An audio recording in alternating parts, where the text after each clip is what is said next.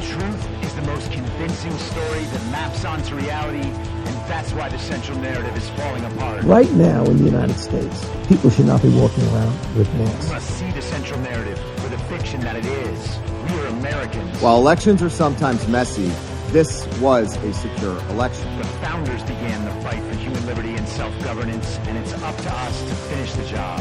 I'll tell you what, we are in a truth emergency right now. This is the end game.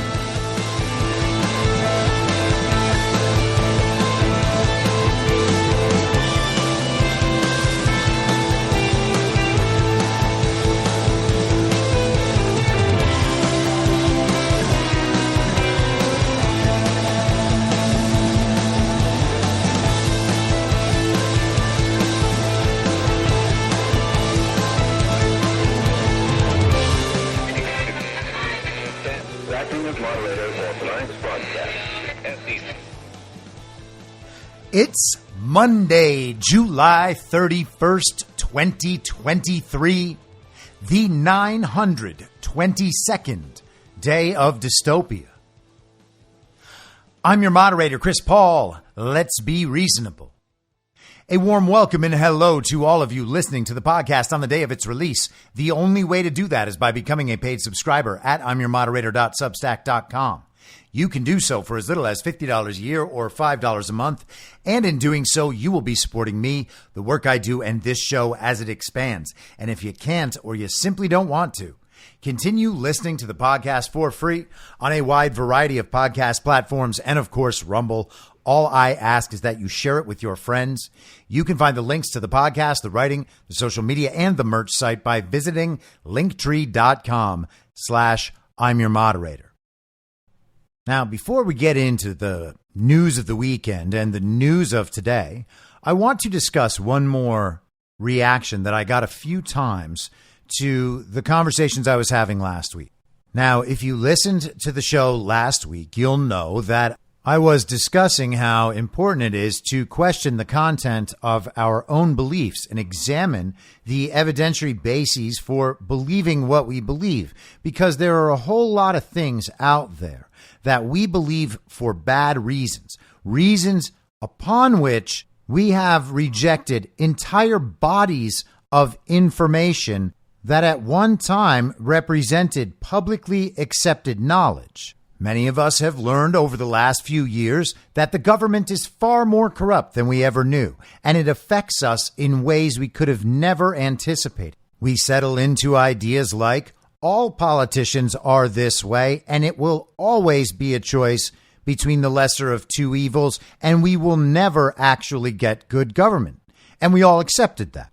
We found out that our science community and our public health community and our hospitals and our universities were lying to us and participating in something that, at bottom, is truly evil. We've watched the government collude with social media to censor us, collude with mainstream media to propagandize us. We've watched all of them call us domestic terrorists telling the big lie. And though all of that seems really obvious to everyone listening to this show, and to me, by the way, because it wasn't always obvious to me, there are a lot of people out there who don't understand that or who are going to deny it because they don't want to change their beliefs about a whole range of topics. There are even people out there who have woken up to most of this stuff, but then can't reach the next level. They can't take the Trump pill, for instance. Like they know the government and the medical community and pharma all colluded to exploit the citizens of the world throughout COVID and then the vaccine period, but they don't believe those same groups would collude with other groups to steal an American election.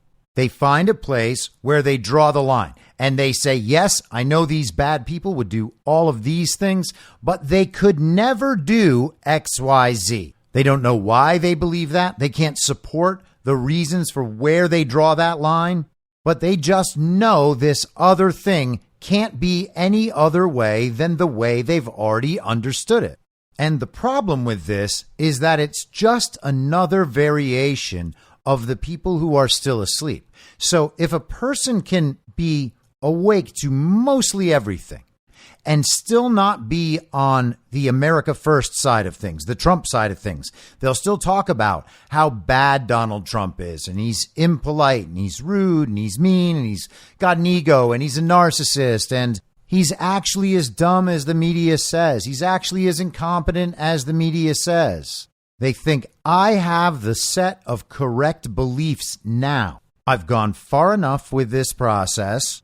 Things were confusing before, but now I know what's what. And I know that no matter what, Donald Trump is a bad person. I mean, sure, all of the people I have realized were corrupt throughout this entire time all absolutely hate Donald Trump. But that just means everybody's corrupt, because there's no way that Donald Trump is not corrupt. He must be corrupt. So these people are lying about everything except that. They nailed that thing. Now, any of us being exposed to that style of thinking on that subject, anytime some uniparty left villager or mostly awake DeSantis supporter, for instance, gives us that rundown about Donald Trump, they've essentially decided that all the information they have gotten from a certain set of sources, whether it's media or culture, television commercials, doesn't matter, wherever the incoming information has come from, they are getting the anti-Trump information from all of those same places. But this time is different than those other times. This time, they're all telling the truth about Donald Trump, and we can know that because we see the clips of Donald Trump in the media. And when we see those, that backs up the story the media is telling us. Maybe it's something about the visual and the audio. It convinces us once again, this really is who Donald Trump is. Maybe they just succumb to the incentive and punishment structure. They think they'd be rejected by their social circle or by their intellectual peers or their coworkers or whoever. Maybe they don't want to be censored or deplatformed or debanked because they've seen it happen to other people and this just isn't their fight. But for whatever reason, they're going to draw that line somewhere. This is the thing I'm sure I'm right about. And everything I can find besides my own emotions to support that position comes from this range of sources that we have seen to be totally corrupt, totally dishonest, and acting at all times in direct opposition to our own personal good and advancement. The mainstream media does not exist to inform us. The media is advertised as being fair and balanced, very trusted, totally objective, much gravitas. But that's not actually what it does. We're told that our schools exist to teach the nation's children how to read and write and do arithmetic, to begin preparing them for the adult world and creating in them an ability to participate in that world successfully, find a job, whatever.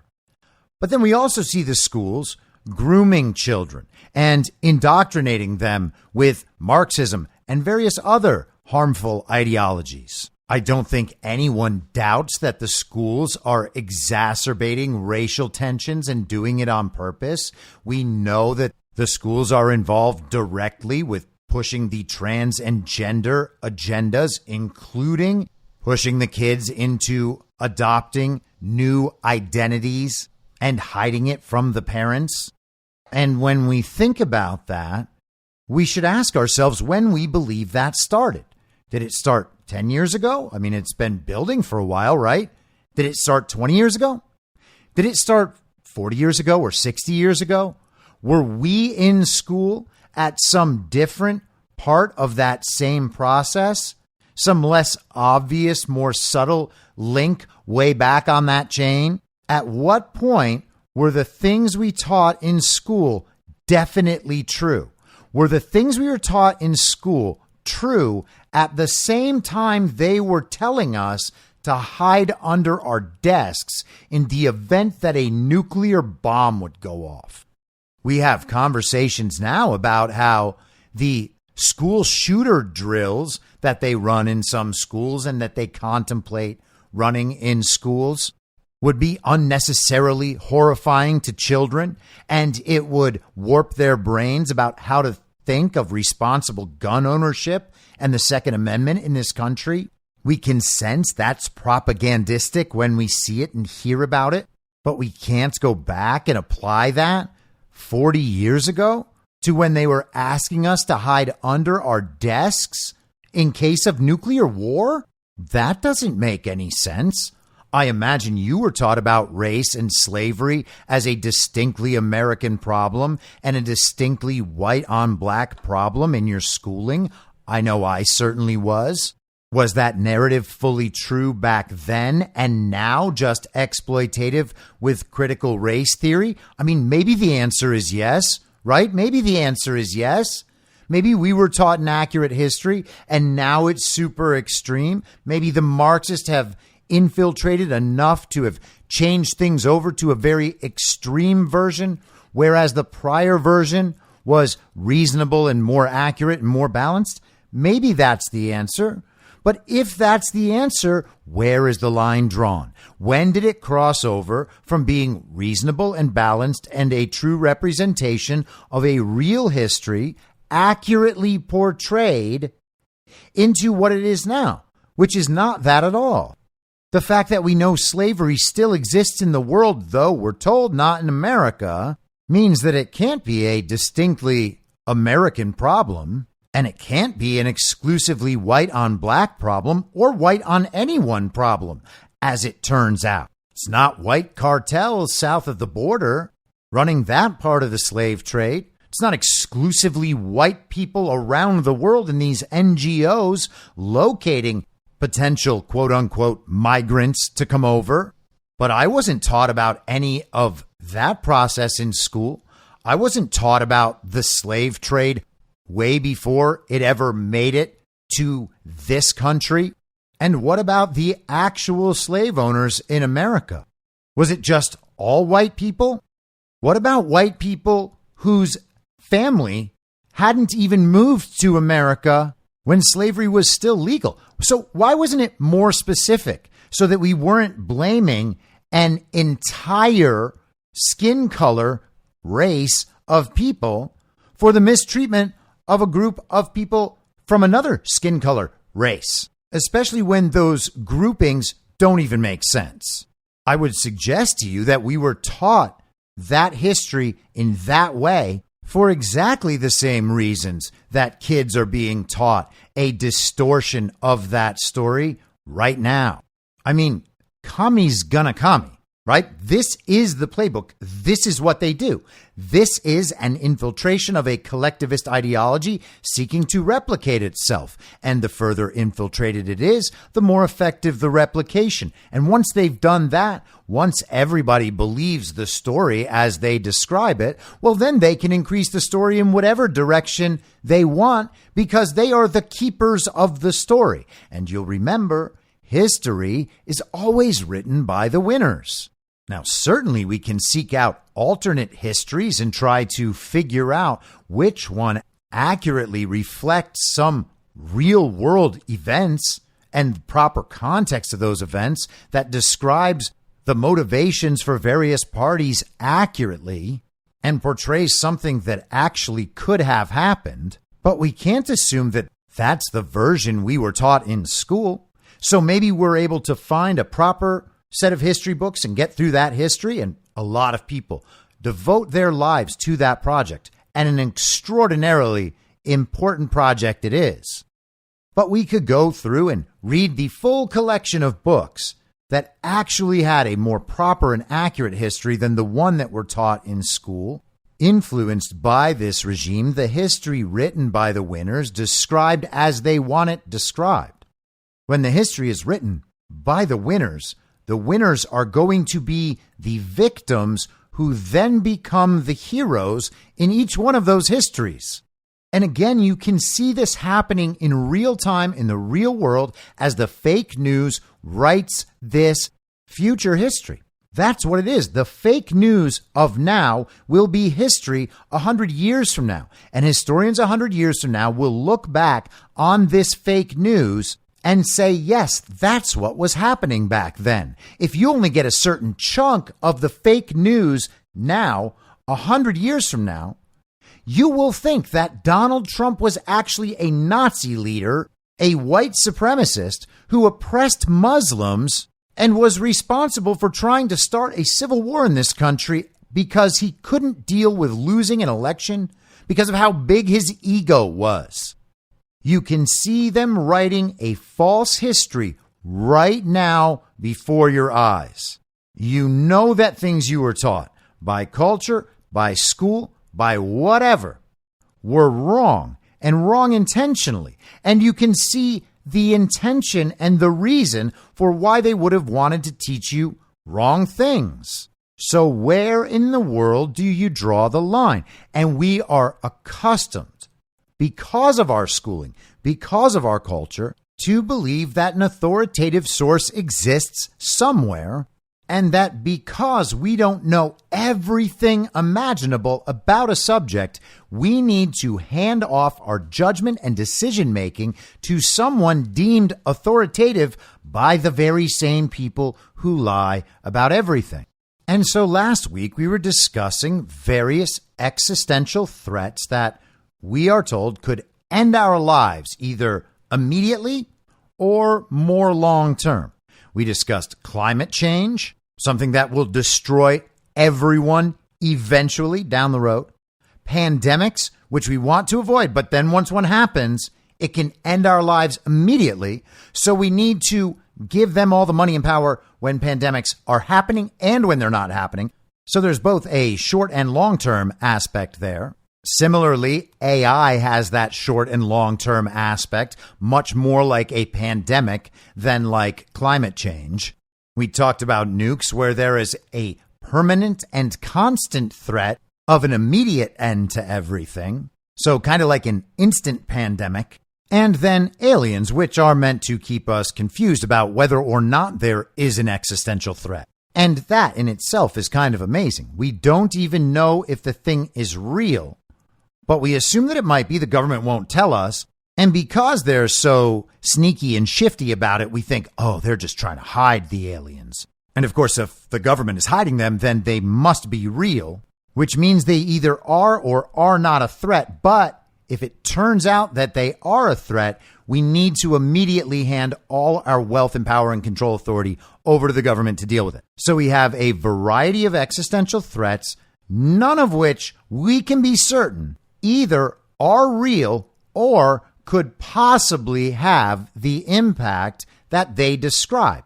And of course, we don't have any reason to believe that they could have the impact described in the way they are constantly described to the public. This is John Kerry from the Aim for Climate Summit back in May. Agriculture contributes about 33% of all the emissions of the world, depending a little bit on how you count it, but it's anywhere from 26 to 33. And we can't get to net zero. We don't get this job done unless agriculture is front and center as part of the solution. But with a growing population on the planet, we just crossed the threshold of 8 billion fellow citizens around the world. We just crossed that in this last year. Emissions from the food system alone are projected to cause another 0.5 degree of warming by mid-century on the current course that we are today. A 2-degree future could result in an additional 600 million people not getting enough to eat. And you just can't continue to both warm the planet while also expecting to feed it. Doesn't work. So we have to reduce emissions from the food system to keep the 1.5 degrees alive. Why do we have to keep 1.5 degrees alive? Because scientists, as a basis of physics and mathematics, not ideology and politics or party labels or anything else, as a matter of physics and mathematics and some biology and chemistry, have told us these are the consequences. And we already see it happening. And almost everything they've predicted for 30 plus years now is coming true, but the problem is it's coming true faster and bigger than was in fact predicted. Now, what is anyone supposed to make of that? The predictions always come true, but faster and bigger than predicted? Well, that's not true. No one could possibly believe that. He's explicitly claiming that the population is a problem. It's a problem because there's not going to be enough to eat, because if the world gets too warm, then we can't feed people? That doesn't make any sense. California is a great agricultural center. It's got a considerably warmer climate than other great agricultural centers in other parts of the country and other parts of the world. If certain places were to turn into deserts or end up covered with water, which is the claim, other places would become the new farmland. The population's also not a problem. That's preposterous. We know that's a lie, and we know who's telling the lie. There are plenty of probably good people out there who have believed that lie, and now their lives are devoted in service of solving this problem that doesn't exist. And they don't have the slightest idea about that. What should we say of the epidemiologists who participated in the COVID scam? What do we say about the people doing the studies around the world funded by Gates and Gavi and the pharma companies? Are they quote unquote in on it? Well, maybe not. Maybe they believe that they are doing the best possible thing they could be doing in every instance, and they have no doubt whatsoever about the work they're performing or the results of that work in the narrative and in changes in the public's behavior. But at some level, the systems whose performance would help us develop the trust we might have in them are also part of this exact thing that you just heard from John Kerry. Who's telling us what the future's going to hold? Why, it's the physicists, the mathematicians, maybe some biologists. They are telling us what the future is going to hold based on the mathematical models they've created. And we're all supposed to change our behavior across the board. 33% of the bad air is coming from agriculture, and we have too many people already. So we need to slash that, get rid of agriculture the way we do it now, because the physicists and mathematicians say the world's going to get too hot. Now, we're not all the way there by any means, but a lot of people can see that that doesn't make any sense. And the number of people who can see that has risen drastically over the last 3 years because we have seen a breakdown in the trust of our scientific institutions. It has become blatant and obvious that they are not to be trusted, and that quite often their ranks are filled with people who think that their ideas are going to save the entire world, and that they are not only allowed but empowered to override any moral concerns, any ethical concerns, in order to bring their solutions into the world to solve these problems that they are certain exist, even though they can't personally prove it themselves. And I want to come back to that in a second. But the complaint that I received a couple of times was, you can't say things like this, I'm beginning to doubt your credibility. Or you can't say things like this, you're going to lose credibility with other people. And to that I say, well, okay, so what? If people are going to make credibility judgments by me calling things into doubt that neither they nor seemingly anyone else can actually prove, then I'm totally okay with that, because this credibility conversation is nonsense. My credibility is not derived from me being right about every single thing. My credibility is derived from me being honest about what I see in the world and what I think about that. I am here to tell you my perspective on the patterns I pick up, and I am trying to do that as truthfully as I can, understanding that I used to be wrong about all of this stuff in a very specific way. I was the person on the other side who was wrong in the way all of these people are wrong. I understand the thought process, which is why I try not to repeat the thought process now. In fact, my thought process is entirely different. I no longer give any credence whatsoever to what everybody knows as handed down from authority. It means absolutely nothing to me now. The things I learned in school that cannot be replicated in my understanding now mean nothing to me. The fact that I was taught them by a state institution that was on its way to being fully infiltrated by the communists means that I don't give priority to any of that information. I am here trying to figure out an extraordinarily complicated world and communicate it to you. And if that helps you figure out an extraordinarily complicated world, then my mission is successful, because that's what I'm trying to do. I am not trying to tell you what you should think about things. So if you don't agree with my conclusions, that's just fine. If you don't agree with my conclusions a number of times, and it makes you no longer want to listen to the podcast, that's fine too. I'm not here to conform to people's expectations in order to retain my audience. Most of my audience wouldn't like me if I did that. And truthfully, I wouldn't like myself. But apart from that, this conversation about credibility, especially when it's looking out for your credibility in the eyes of other people, well, I don't know you, and I don't know the strangers you're worried about who are going to deem me credible or not. So I'm certainly not going to cater to these groups of people. What would that even mean about me?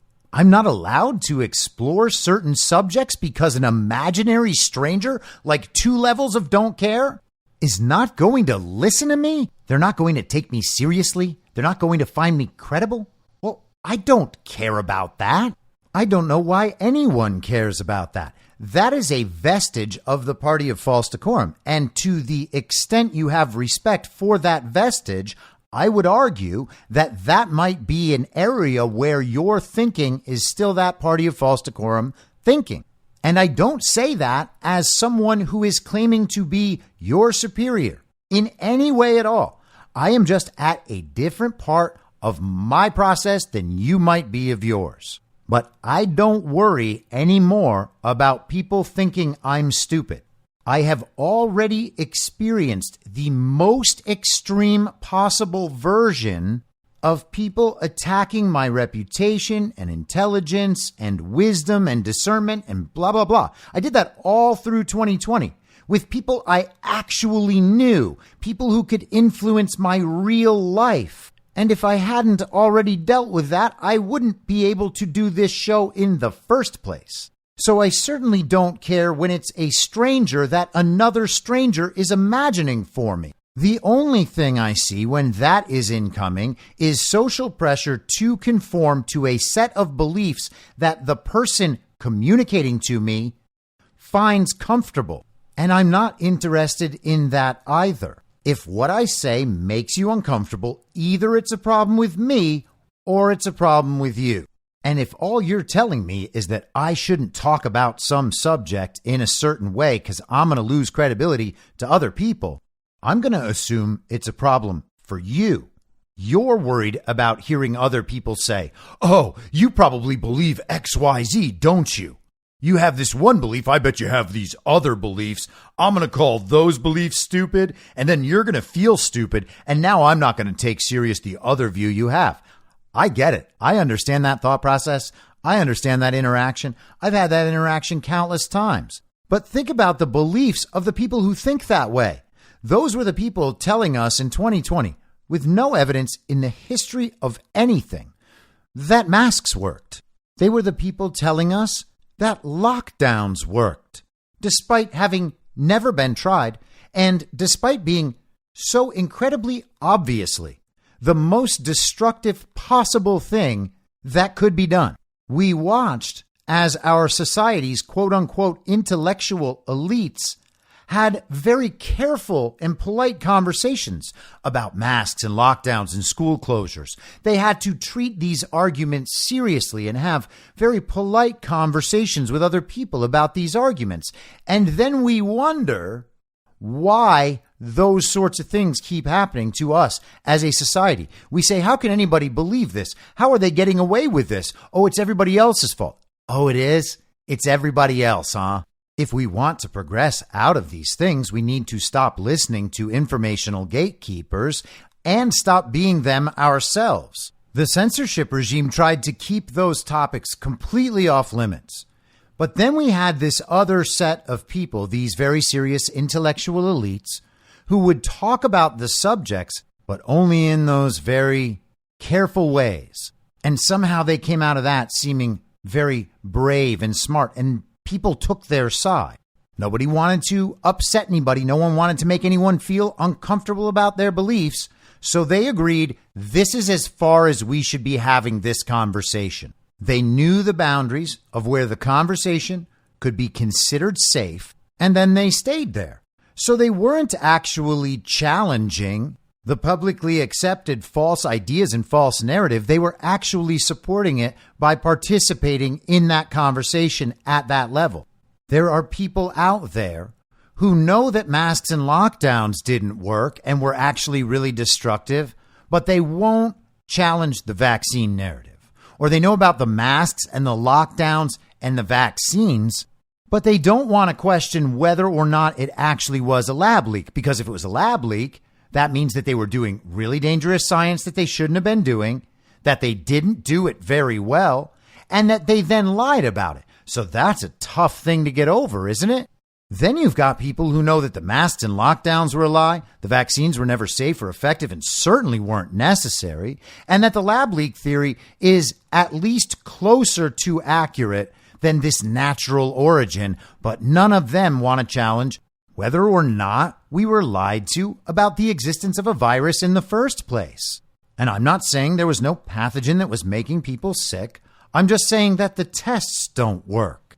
And we were lied to about the numbers, and the flu disappeared.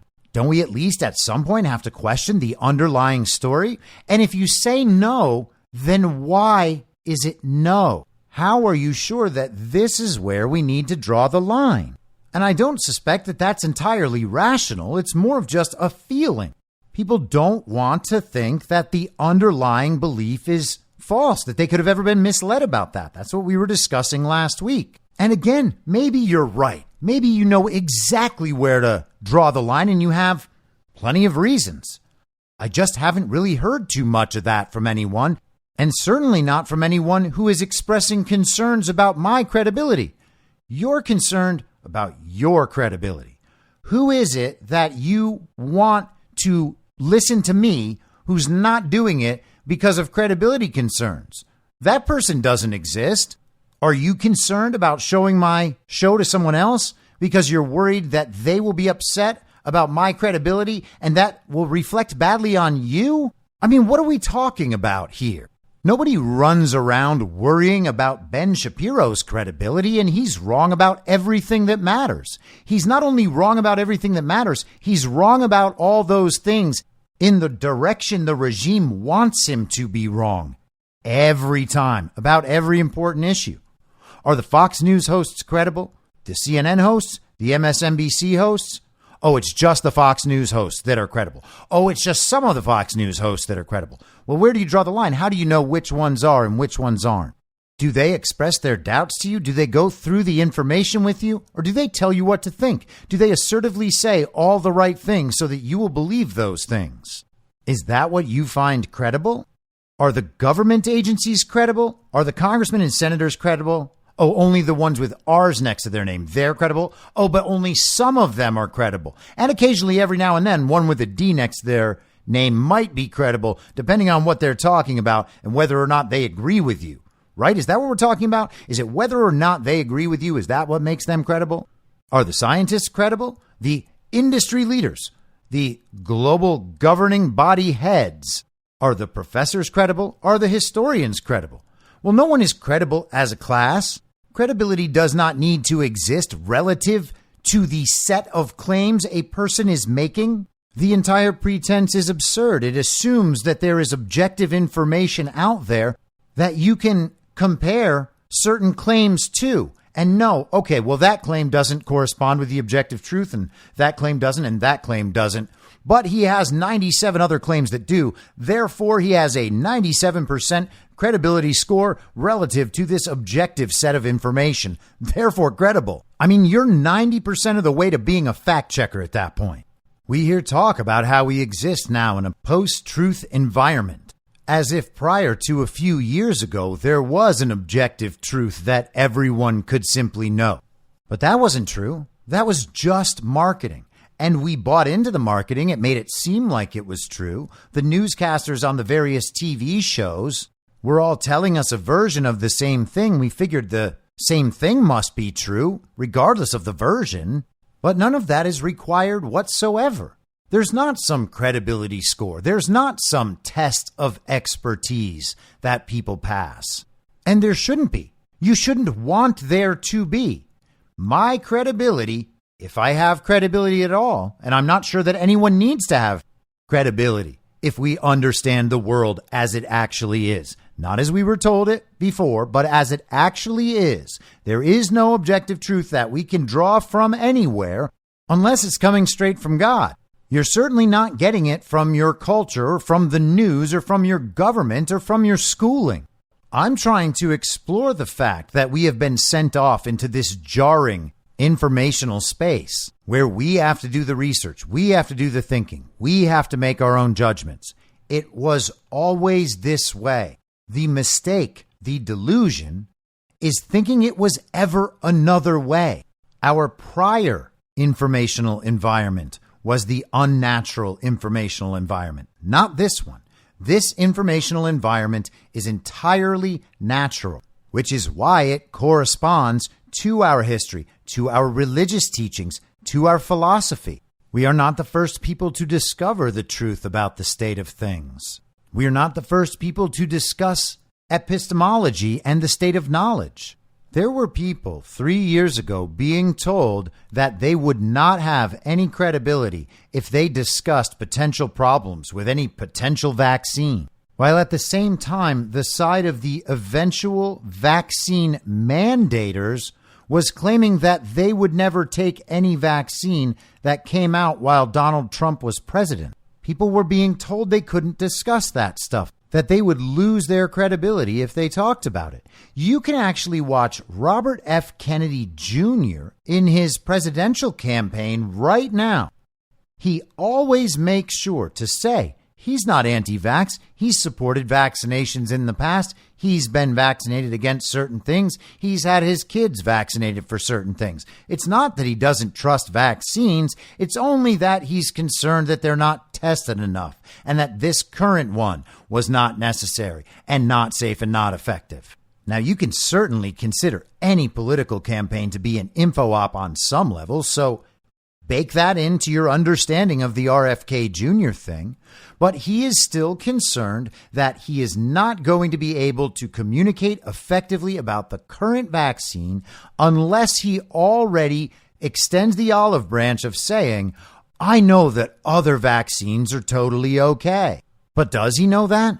Does he believe it? Is he not allowed to talk about that subject because people are telling him that he's going to lose credibility? He's not going to be able to speak to this set of liberals that he needs to convince about the easier claim if he goes and makes the harder claim? Now, you can argue about how to approach political campaigns, but if we're having an honest intellectual discussion, that position is unsupportable.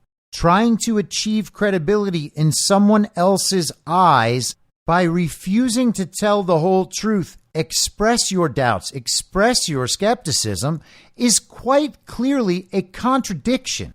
You should not be trying to win credibility in someone else's eyes by deceiving them about what you believe. That should be entirely obvious, but it's not. Because that is an inversion within the false reality. It is a total inversion within the false reality. Here is that particular intellectual and moral truth within the false reality. Here it is. In order to establish a sense of credibility with my audience, I need to anticipate what they are afraid to hear, what they are uncomfortable hearing, what they are not prepared to believe, regardless of what I believe or what I know. And then I need to communicate to them that they are right to feel discomfort when I go anywhere close to those lines. I'm going to limit my speech to what I believe my audience is prepared to hear without discomfort.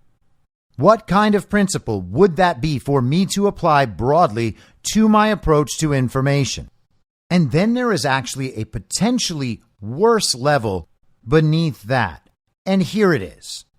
We get told that there are psyops about these terrible false beliefs that we are going to fall for, and that these are orchestrated tricks in order to destroy our credibility in our audience's eyes.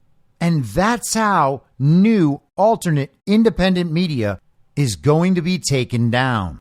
Like, oh, you guys had a really good thing going there, but you just took it a little too far in what you were interested in finding out. You realized that the regime was lying about everything, but it turns out that they weren't lying about these two things, and they actually made it seem like they were so that they could make you look bad. And you fell for the psyop. What a moron. Well, thank you, person in the comments, letting me know that insightful claim that you have heard other people make on the internet and can't establish for yourself. Very interesting claim. But I would respond that potentially there are worse psyops to fall for than the one you think is going to cause people like me to lose our credibility. And that would be, let's say, masks, lockdowns, vaccines, mail-in ballots, fake elections, the insurrection. Look at all these psyops that everybody fell for. Did we fall for those? No. Why? Because we collectively went through these things and analyzed them together. We shared our work with other people who were examining the same work. We shared our thoughts and beliefs in an open space where we could hear thoughtful criticism. We took time in our judgments, knowing that there was no way to be sure we were 100% right. But we had to decide to the best of our ability in each circumstance after considering as much information as we could and examining all possible options. And through doing that, we were able to navigate psyop after psyop after psyop and break some of the programming that we had all undergone over years and years. I can speak for myself and know that that's true for myself. Am I supposed to draw the line with certain information and not try to find out whether we were lied to? Is that what people actually want from people like me? It can't be. It shouldn't be. People thought I was risking my credibility last week talking about the lunar lander. Today is the 52-year anniversary of the moon rover, the little go-kart that they shot up there and then drove around. While it was beautifully photographed from afar, those pictures appearing in the New York Times. I'm going to lose my credibility for casting doubt on that? Well, okay then. I think that anyone who takes that story as true is less credible in my eyes because they're not willing to consider that something fundamental like that might just be fake, even though you have people like Stanley Kubrick saying, yeah, we faked that. But even if I was to reconsider someone's credibility in talking to me for thinking some certain thing, that doesn't mean they're stupid. It doesn't mean that we couldn't have an interesting conversation about something else. I would just say that's a reflection of some remnant of poor discernment and poor decision making. And we all have them. I have plenty, which is why I know that I should doubt absolutely everything. Try to see it from both sides. Try to see the extreme version of both sides. What if these people are exactly right? What if they are exactly wrong? What if every piece of what makes up their belief and understanding is wrong in a very particular way? What if each piece is wrong and the truth is the exact opposite? Okay, well, let me see what the exact opposite of all these beliefs is.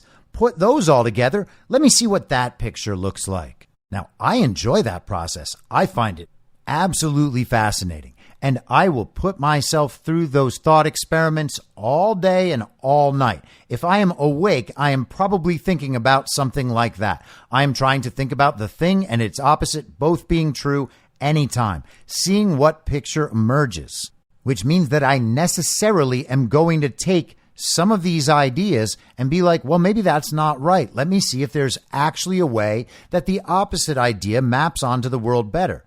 And if I determine that one does and that we are using the wrong map, I'm probably going to say that on this show. And if that causes a credibility problem, well, then I accept that and maybe my show is not for you. But what I'm not going to do is limit my thinking, because when you have discovered that there is a world out there of facts that were exactly the opposite of what you were taught to think and what you have always understood. The entire point of the false reality, by the way, is that they construct a fully false reality. Their version is supposed to map onto reality. It's supposed to make sense on some level. And on some level, it does. Just not when you examine any of it carefully or deeply or apply logic or morality. That's why they tell you you just have to accept it, and they punish you if you don't, and they censor people. It's so everyone just accepts the false reality because moving beyond it is simply not worth it to a lot of people, and that's very sad.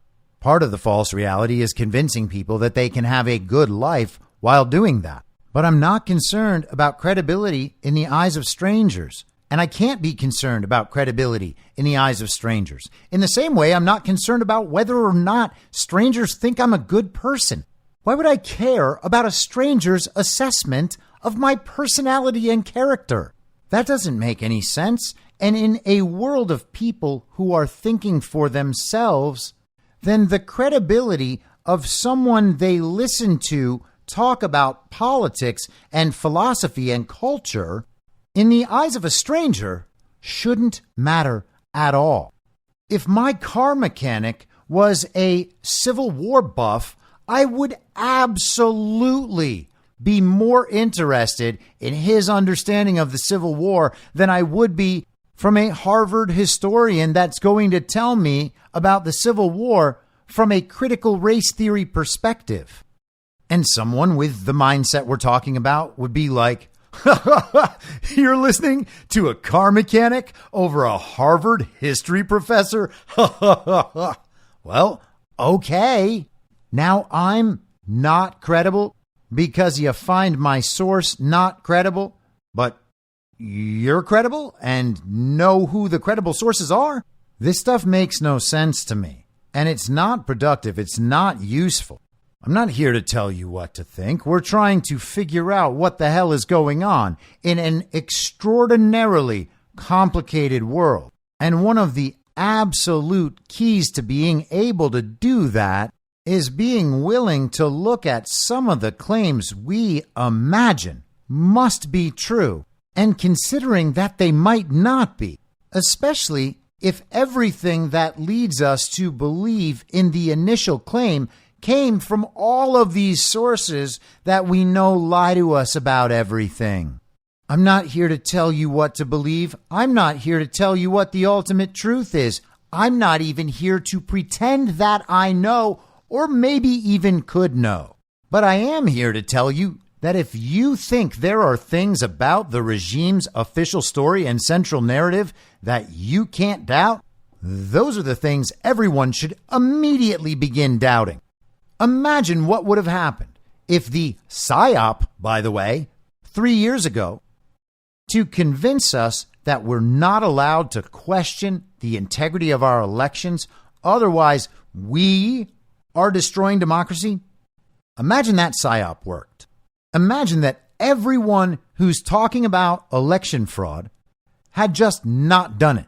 We'd all gone the way of CNN and MSNBC and Fox News and the Daily Wire and each and every one of the DeSantis simps.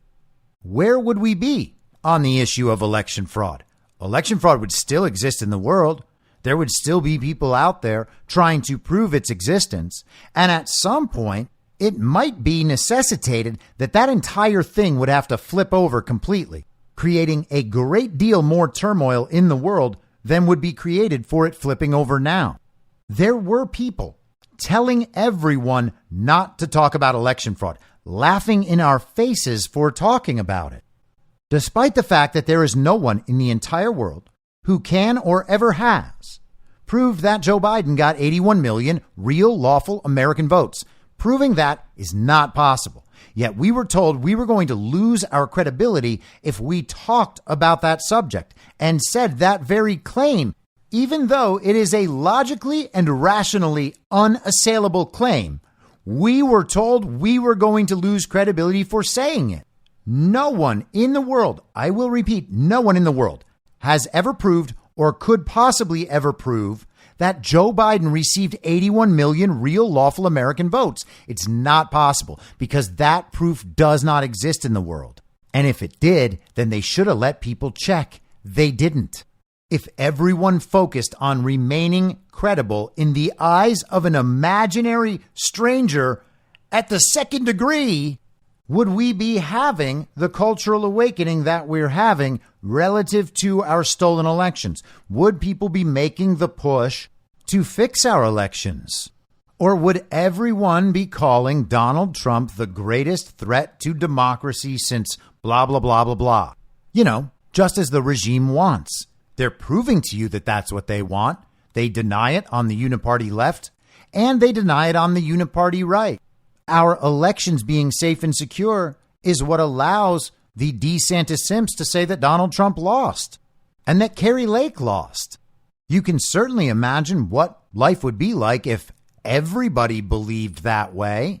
And that's exactly what would have happened if everyone stopped talking about it because of claims on their credibility. And it's important to understand the directionality of these claims.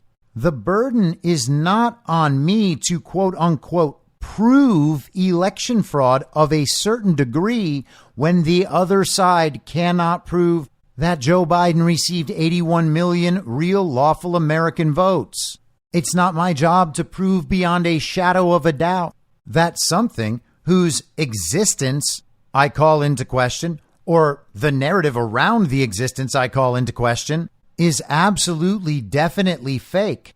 If the people telling me it's absolutely definitely real are lying about multiple elements of it. I'm not sure if you've ever thought about this before, but it's not actually possible to prove the non-existence of anything.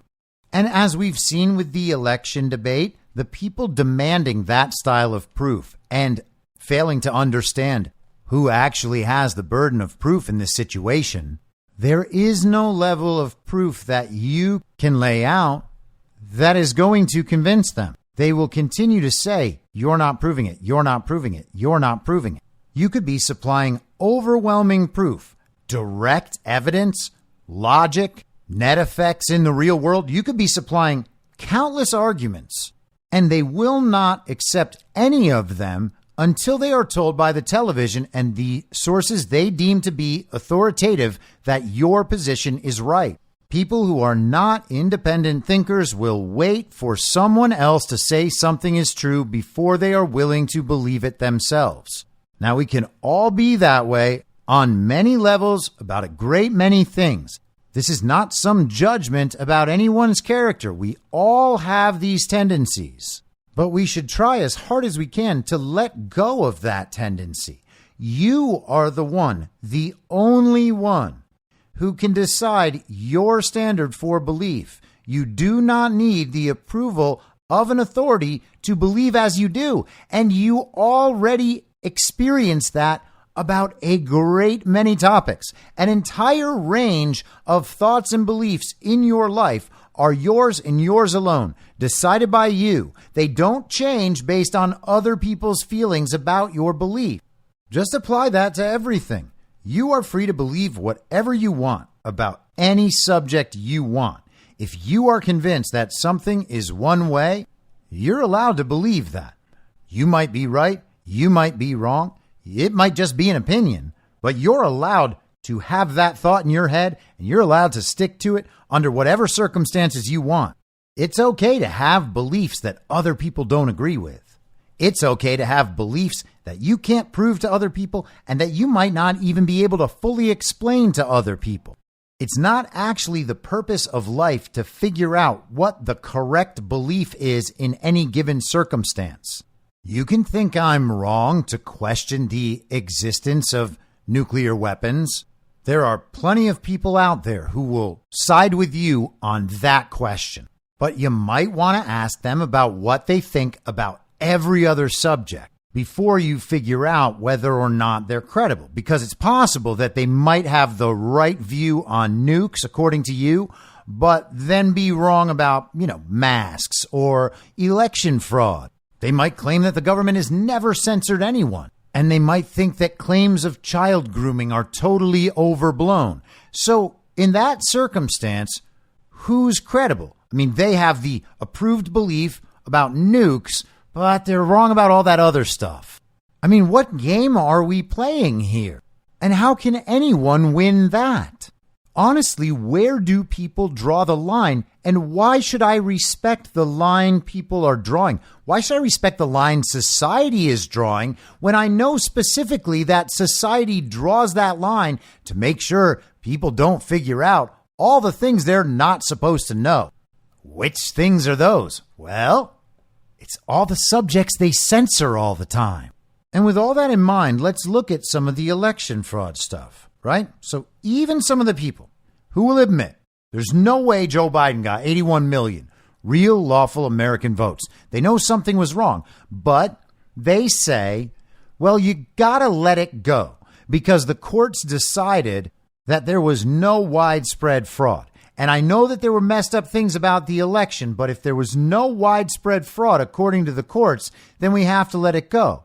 It doesn't matter that they changed laws outside the Constitution and the courts have overturned that. It doesn't matter that there were clearly problems like ballot harvesting and registration issues and machine issues, all these election day issues. And then, of course, there was interference from the media with the intelligence community and the FBI.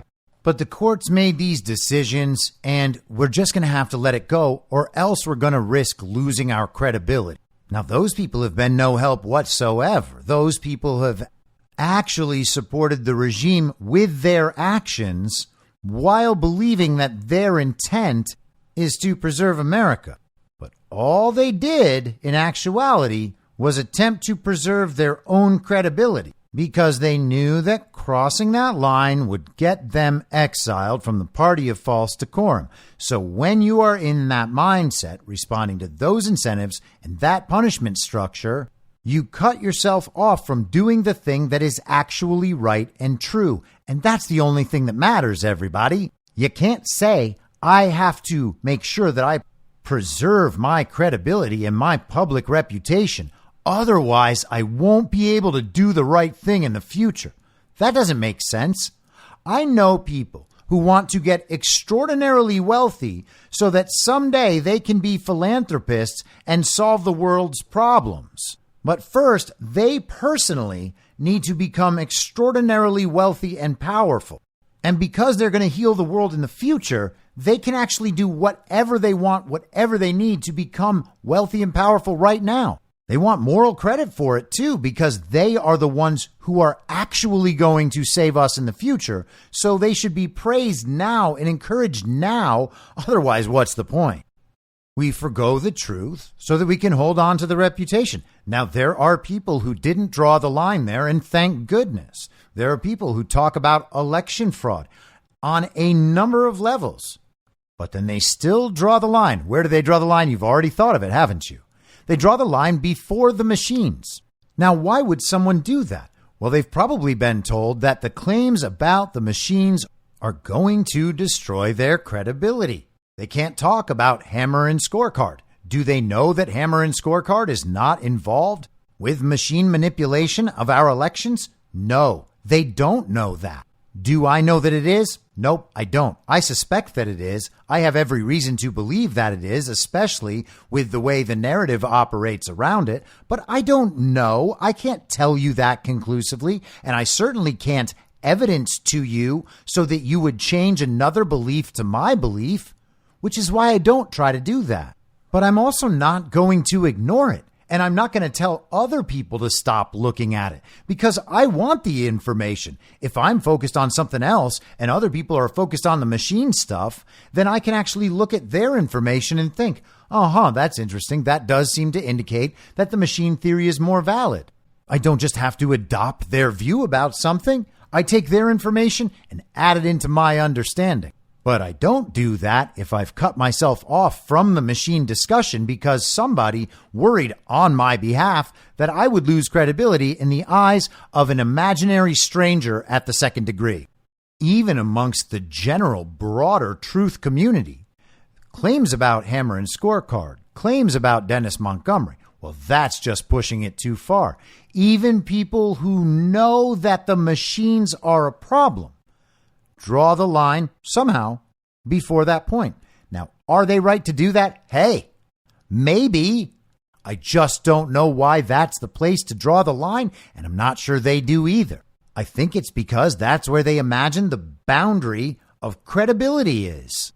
But what if the machine people, the machine maximalists, let's call them, are right about the whole thing and a whole bunch of people don't know it and can't support the case because they didn't pay attention to it at all for 3 years, despite the fact that it's the most important part? You see, if we fix every other issue except the machines and the machine maximalists are right, then we have fixed a grand total of 0 issues in the election. Fixing it 99% is not fixing it 100%. And if that last remaining 1% that everybody thinks is irrelevant is actually the most important thing and no one knows it because everybody was busy preserving their credibility, well, then we have a future of stolen elections to look forward to, and it would be our fault for prizing our credibility in the eyes of second-degree imaginary strangers over the usurpation of our country.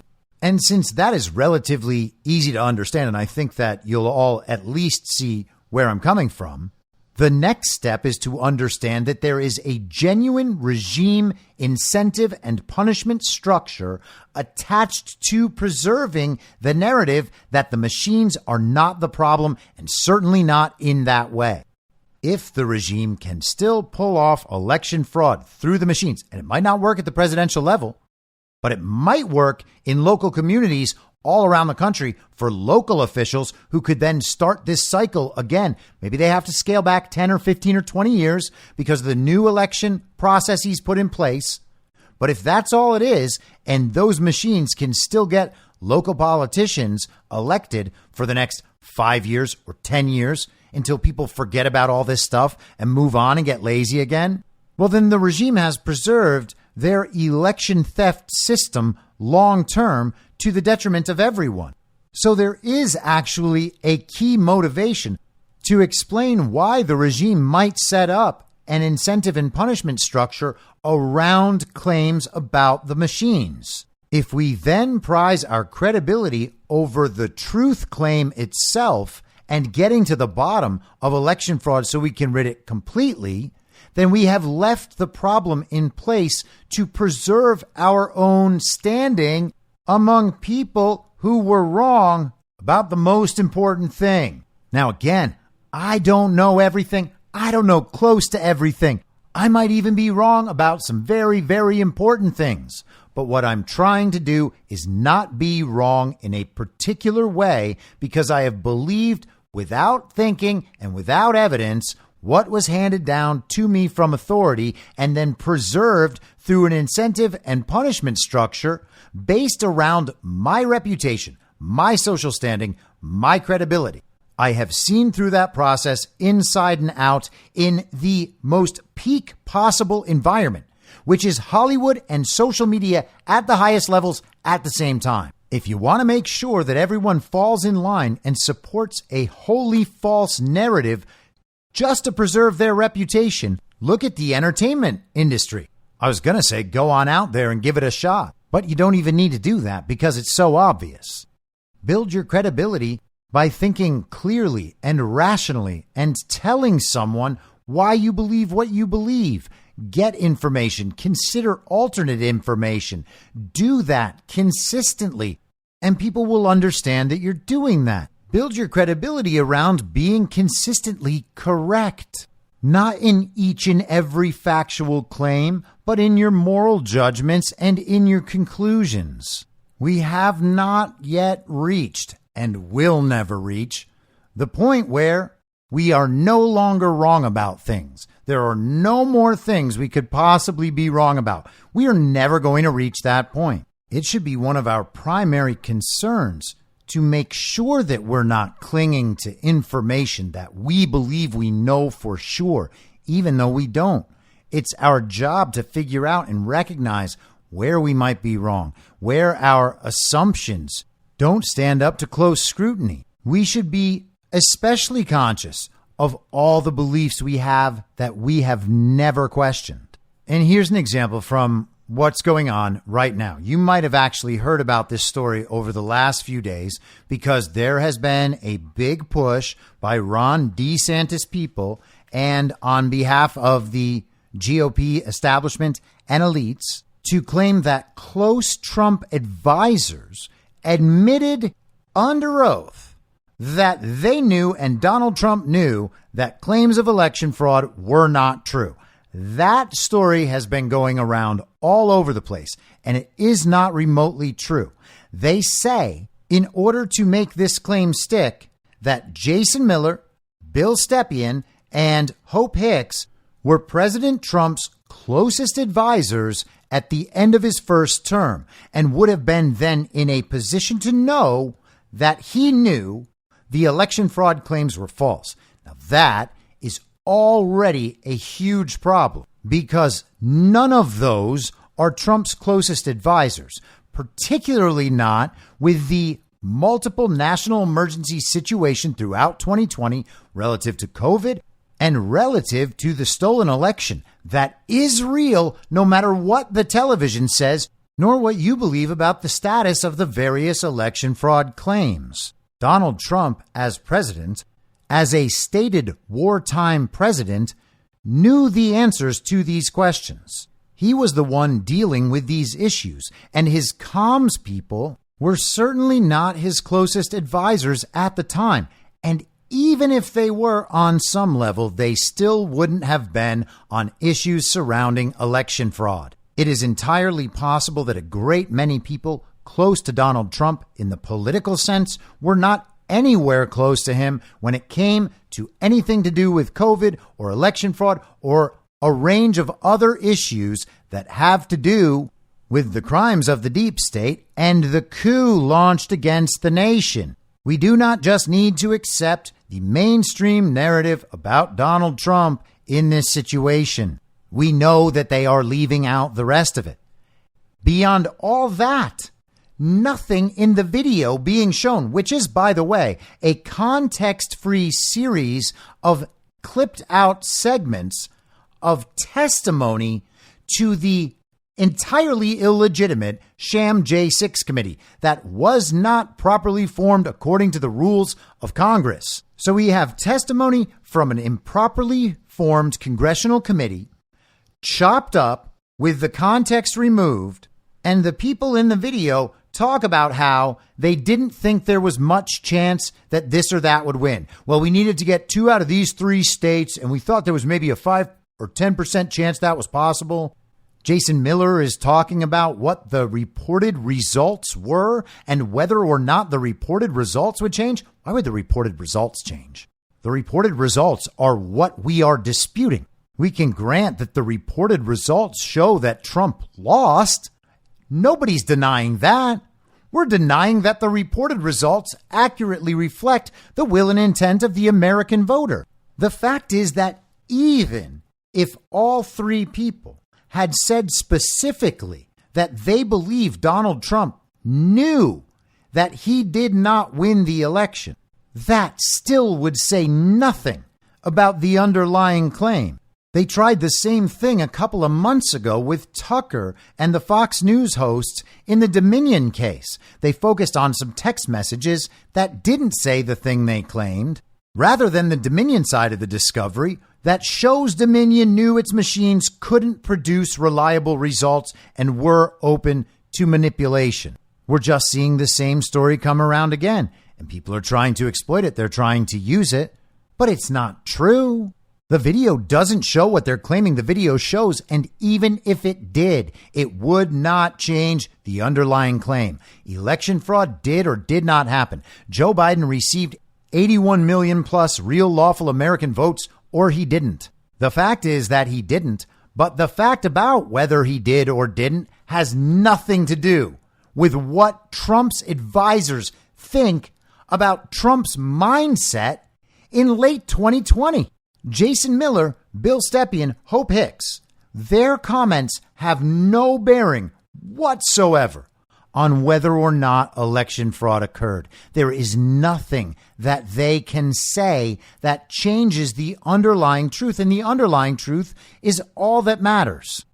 And if all that wasn't enough, then you also have to remember that this footage has existed for at least 8 months, if not much longer. So why is it coming out now in this form? It certainly is not proof that our election was free and fair, safe and secure, and that the reported results reflect the will and intent of the American voter. It proves no such thing. It does not even suggest those things. All it shows is people who know Donald Trump and have worked for Donald Trump talking about what they understood at the end of 2020 relative to the election.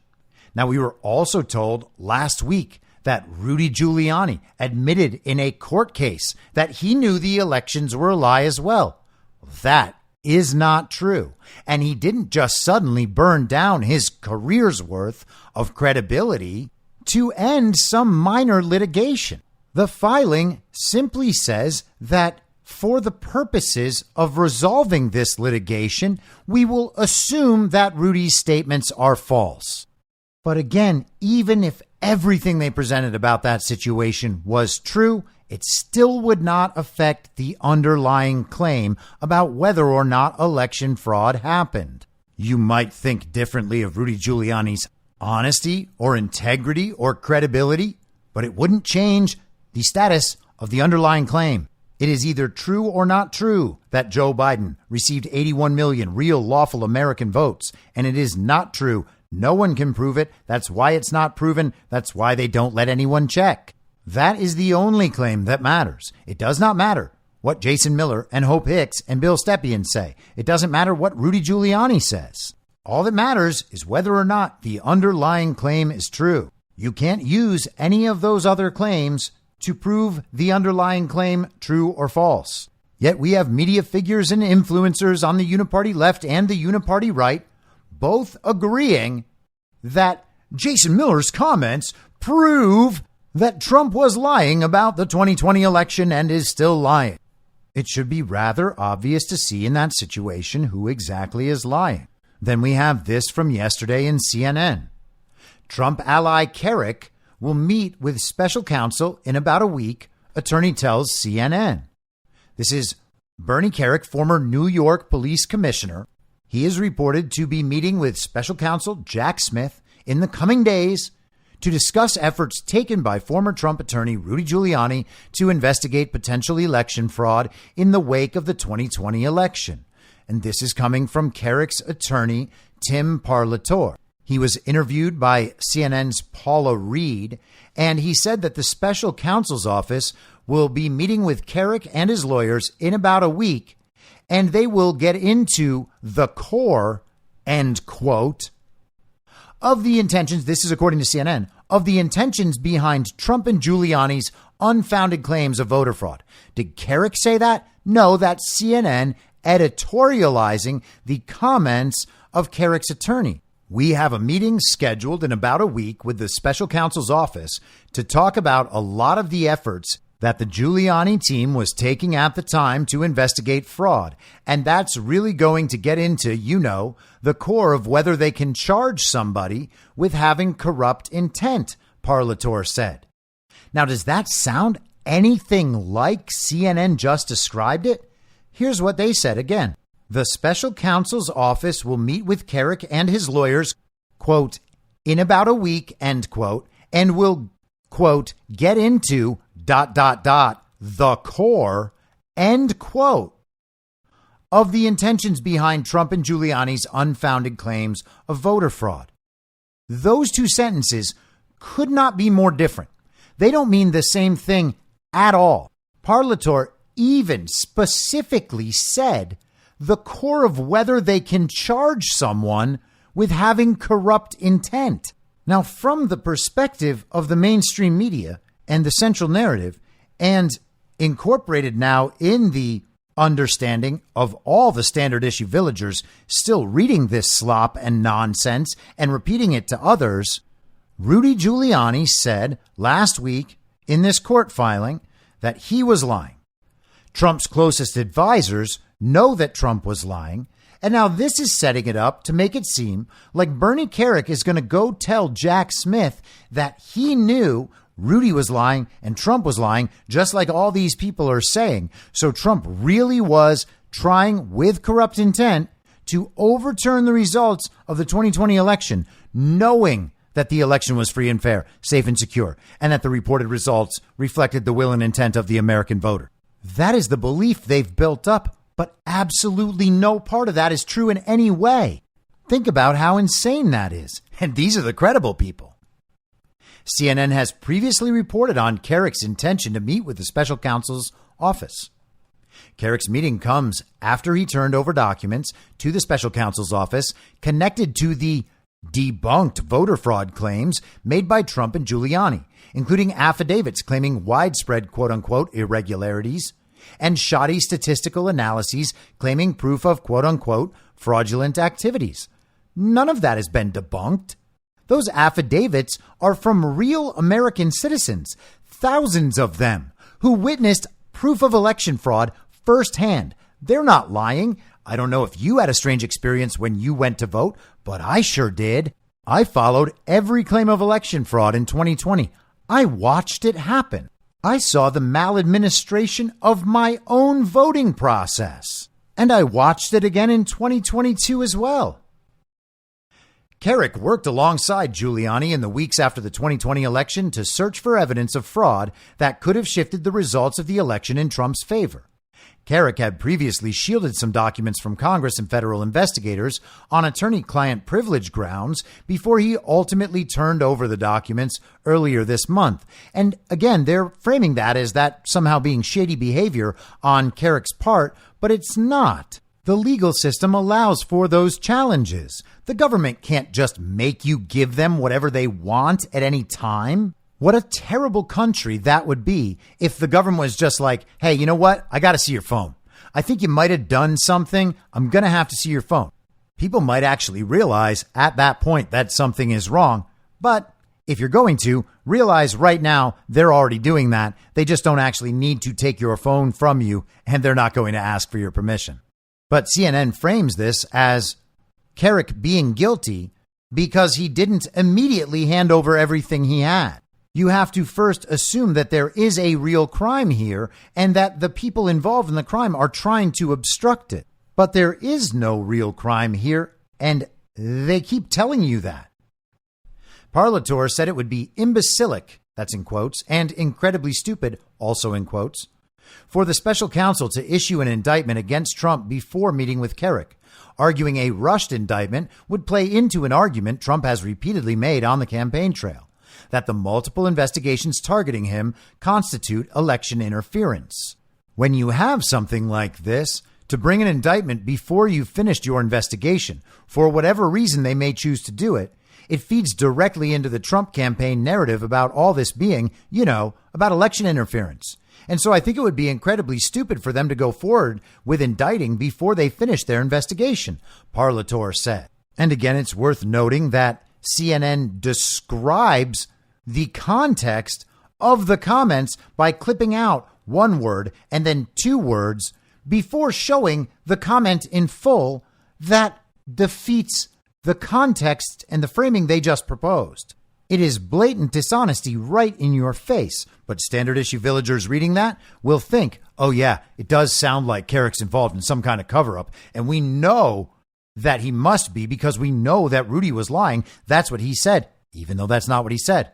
And it corresponds to what these people very close to Trump have said as well, even though it's not what they said. So we have level after level after level of this. None of the claims anywhere are true, but all of them together build an entirely plausible story if you are attached to the false reality and not engaged with the empirical observable reality at all. All of this stuff actually maps onto the false reality understanding of who Donald Trump is and whether or not election fraud happens in our country. If you are wrong about those two things, the rest of this makes complete and total sense. But in the real world, it doesn't stand up to even the smallest amount of scrutiny, nor does it make any sense. And even if they had nailed down that part fully, it still wouldn't mean what they're saying it means. Now, the funny thing is, if you are one of those people who knows that the 51 former intelligence officials' letter was nonsense, that the censoring of the New York Post article by social media was the regime rigging the system, you know, ballot harvesting happened, you know, there are all sorts of irregularities out there, you know, they did a lot of shady stuff that you've also been told was totally legal, and you think that means it's all therefore okay because our politicians are legitimate and this is just what the law says.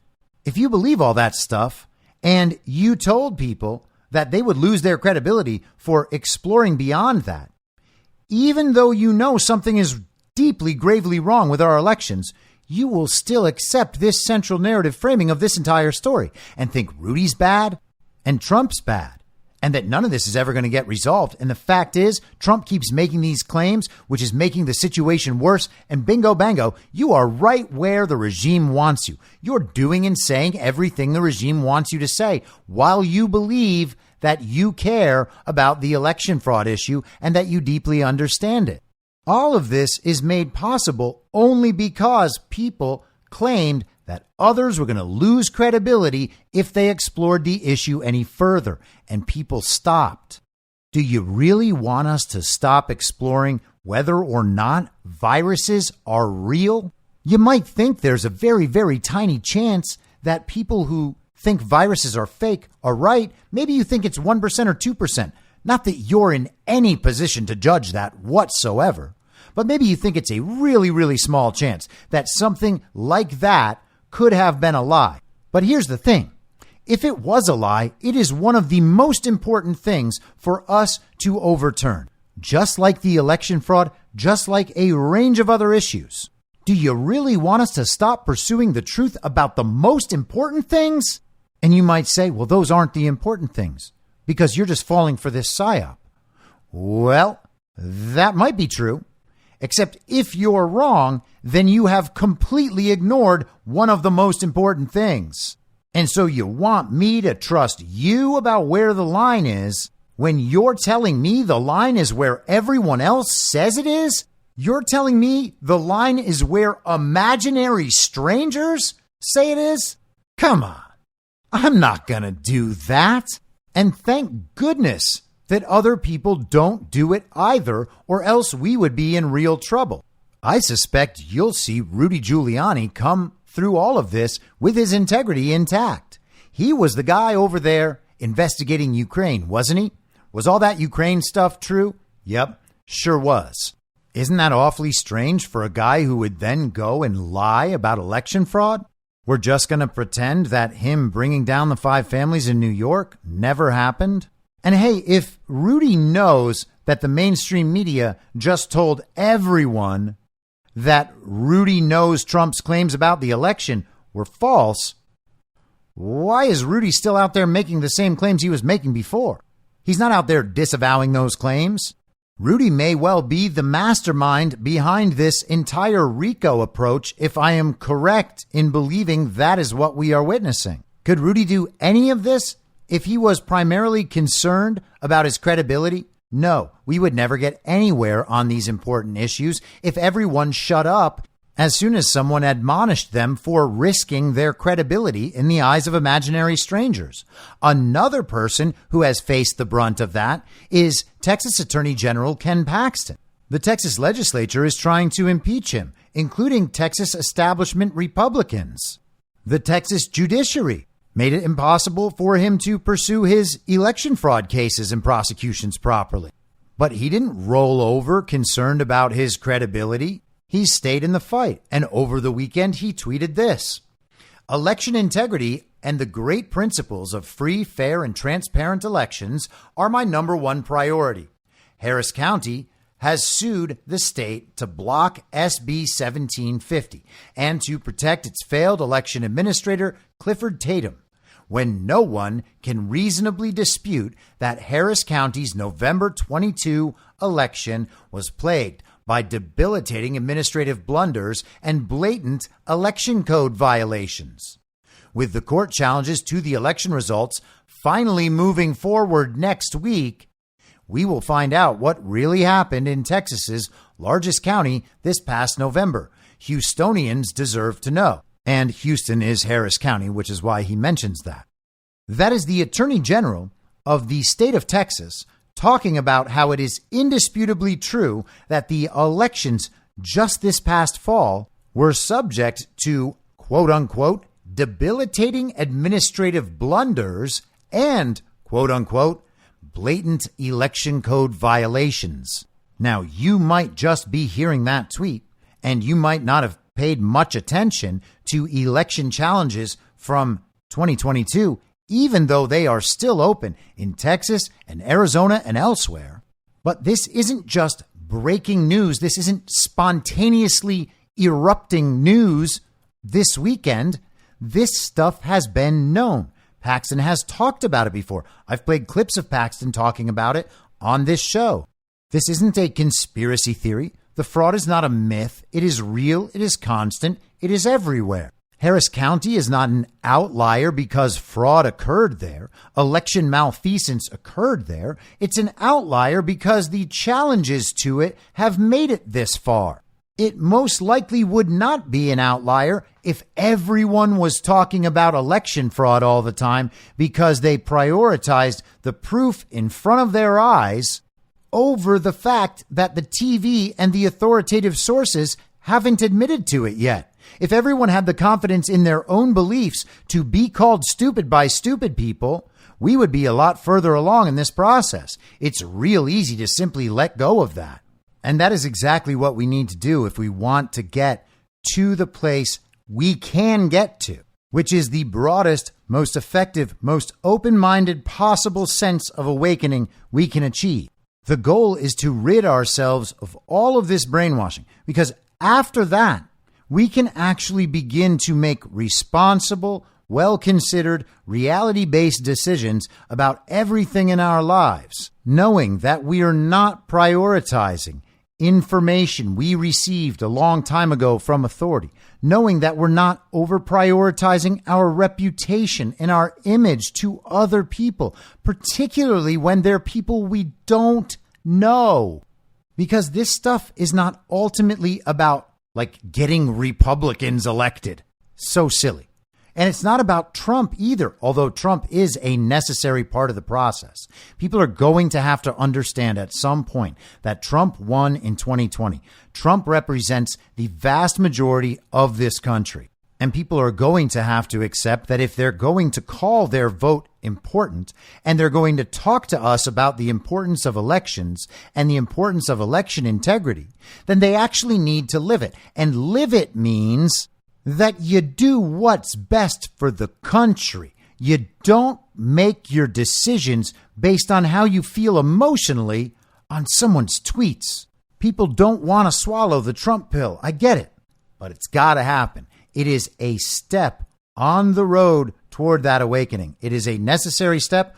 Everyone's going to just have to get through it, or you're not going to make it. And hey, not everybody has to. That's all good. I mean, choose your own adventure.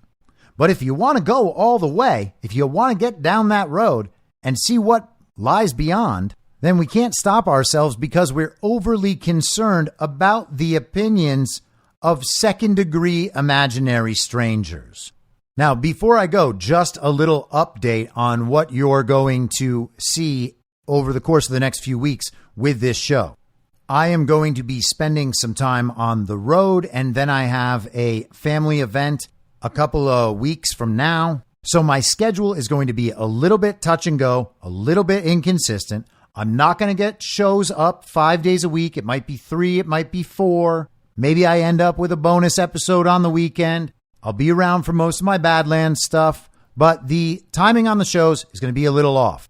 Some of them are going to go up later in the day. I'll try to do some long episodes and get all the news in, and there might be some shorter ones mixed in there as well. I'm also trying to get myself back to a point where I am writing a whole lot more, and so I'm going to be working on that over the coming weeks and months. So if you detect little changes, you can give me your feedback about them. I'm not sure I'm going to be able to react too much to that, but I just want to let you know that things are going to be a little inconsistent over the next 2 or 3 weeks.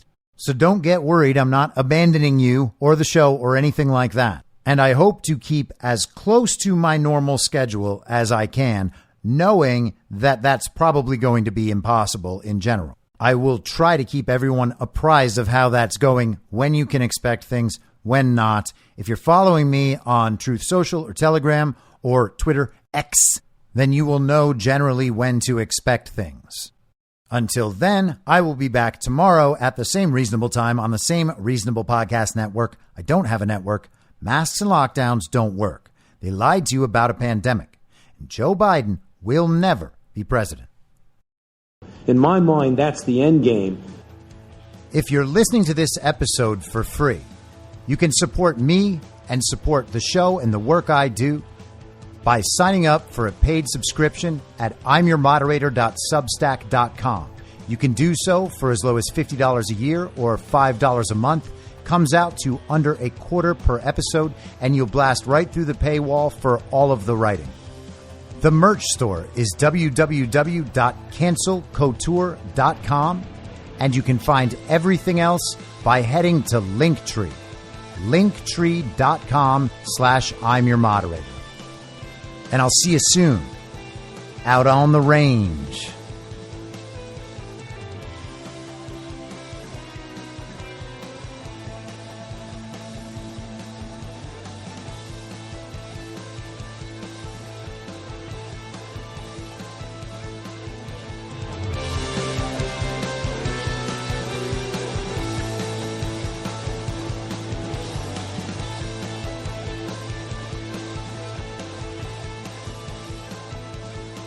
It's happening!